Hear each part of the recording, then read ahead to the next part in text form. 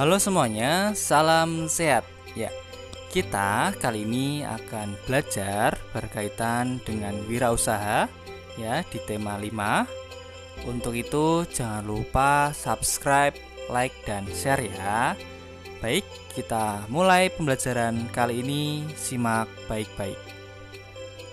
Nah, pembelajaran kali ini kita akan belajar pada KD 3.3 menganalisis posisi dan peran Indonesia dalam kerjasama di bidang ekonomi, politik, sosial, budaya, teknologi, dan pendidikan dalam lingkup ASEAN. Nah, kerja keras berbuah kesuksesan ya. Kita harus semangat. Ya, posisi dan peran Indonesia di bidang ekonomi dalam lingkup ASEAN apa saja? Oke, kita simak. Yang pertama, melakukan promosi-promosi dalam bidang pariwisata dan perdagangan. Yang nomor 2, menyediakan cadangan pangan. Yang nomor 3, menyelenggarakan proyek industri. 4, membuat kawasan perdagangan bebas atau ASEAN Free Trade Area ya. Ini adalah perdagangan bebas untuk kawasan Asia Tenggara. Nah, di sini ya, AFTA itu merupakan bentuk kerjasama negara-negara ASEAN di bidang ekonomi. Nah, di situ dibentuknya AFTA itu merupakan perdagangan bebas untuk kawasan atau lingkup ASEAN ya. Kerjasama tersebut berupa pengelolaan produk-produk lokal yang ada di negara-negara ASEAN. Nah, untuk Indonesia, kerjasama tersebut dapat meningkatkan pendapatan negara dan mengurangi pengangguran karena di sini nantinya akan yang namanya perdagangan bebas, berarti ada ekspor impor perdagangan ya, mengenai perdagangan produk-produk Indonesia, baik kita ekspor ke negara ASEAN atau negara ASEAN pada impor di negara kita. Ya, selanjutnya peran dan posisi Indonesia di bidang ekonomi dalam lingkup ASEAN bagian 2. Nah, di sini ini ada kain, berarti berkaitan dengan apa? Ya, pertukaran sandang ya, berkaitan dengan sandang ya. Indonesia menjual batik-batik buatan perajin Indonesia ke negara-negara di ASEAN. Indonesia juga mengekspor kain, wol, dan kapas yang merupakan bahan baku pembuatan pakaian.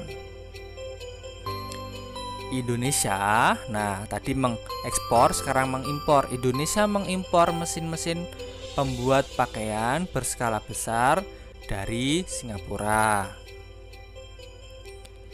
Indonesia juga mengimpor benang sintetis dari Malaysia. Ya, sekarang pertukaran pangan. Nah, pangan itu berarti berkaitan dengan makanan ya. Oke, di situ adalah contoh gambarnya saja ya. Hasil pangan Indonesia seperti tepung tapioka, lada, dan kina itu diekspor ke Singapura. Berarti kita menjual ke negara Singapura. Nah, sementara itu kopi dan sayuran diekspor ke Malaysia. Indonesia mengimpor hasil pangan seperti beras, gula, buah-buahan, dan madu dari Thailand dan Filipina. Nah, meskipun negara Indonesia itu negara yang sangat besar wilayahnya dan penduduknya sangat banyak, Indonesia masih belum dikatakan aman untuk mengenai hasil pangan ya, seperti terutama beras, karena memang Indonesia masih mengimpor dari negara lain. 3. Pertukaran papan. Ya, pertukaran papan berarti berkaitan dengan apa? Ya, berkaitan dengan rumah. Ya, ini hanya contoh gambarnya. Hasil hutan Indonesia seperti kayu banyak diekspor ke negara-negara ASEAN, seperti kayu jati ke Malaysia, kayu lapis ke Thailand, dan kayu mahoni ke Singapura.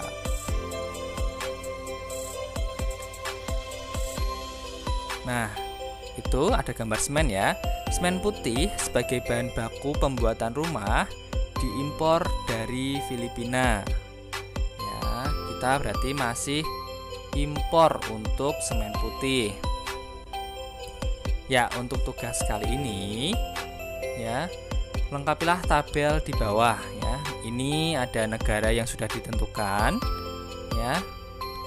Kemudian contoh negara tujuannya Malaysia. Nah, komoditas ekspornya apa? Berdasarkan dari bacaan tadi ya. Malaysia komoditas ekspornya apa ya? Vietnam ya. Negara tujuan berarti Indonesia ini mengekspor ke Malaysia, ke Vietnam, Singapura, dan Brunei Darussalam. Nah, negara Indonesia itu komoditas yang diekspor atau barang yang diekspor Indonesia ke negara yang ada di slide ini itu apa saja. Oke, baik, gitu ya anak-anak. Jika ada pertanyaan silahkan untuk ditulis di kolom komentar. Ya, baik anak-anak, terima kasih untuk kegiatan hari ini. Tetap semangat, jaga kesehatan. Jangan lupa untuk subscribe. Terima kasih semuanya. Salam sehat.